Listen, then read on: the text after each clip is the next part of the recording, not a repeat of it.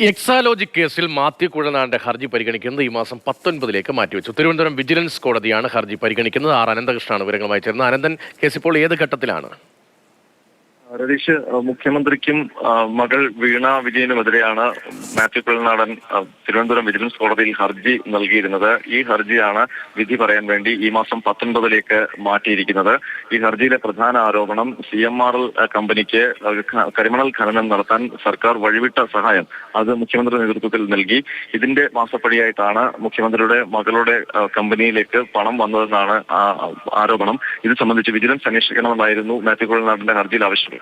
ഈ ഹർജി ആദ്യം പരിഗണിച്ചപ്പോൾ മാത്യു കുഴൽനാടൻ വ്യക്തമാക്കിയത് കോടതി നേരിട്ട് ഈ കേസ് അന്വേഷിക്കേണ്ട, പകരം വിജിലൻസിന് അന്വേഷിക്കാൻ നിർദ്ദേശം നൽകിയാൽ മതിയായിരുന്നു. പുതിയ ഹർജി ഇതാവശ്യപ്പെട്ട് നൽകണം എന്ന് കോടതി നിർദ്ദേശം നൽകി. പിന്നീട് ഈ കേസ് പരിഗണിച്ചപ്പോൾ മാത്യു കുഴൽനാടൻ നിലപാട് മാറ്റി. വിജിലൻസ് അന്വേഷിക്കേണ്ട, വിജിലൻസ് കോടതി തന്നെ നേരിട്ട് ഈ കേസ് അന്വേഷിച്ചാൽ മതി എന്നാണ് കഴിഞ്ഞ തവണ മാത്യു കുഴൽനാടൻ കോടതിയിൽ വ്യക്തമാക്കിയത്. ഏതായാലും ഇന്ന് കോടതി ഈ ഹർജി പരിഗണിച്ചു. അതിനുശേഷം വിധി പറയാൻ 19 മാറ്റിയിരിക്കുകയാണ്.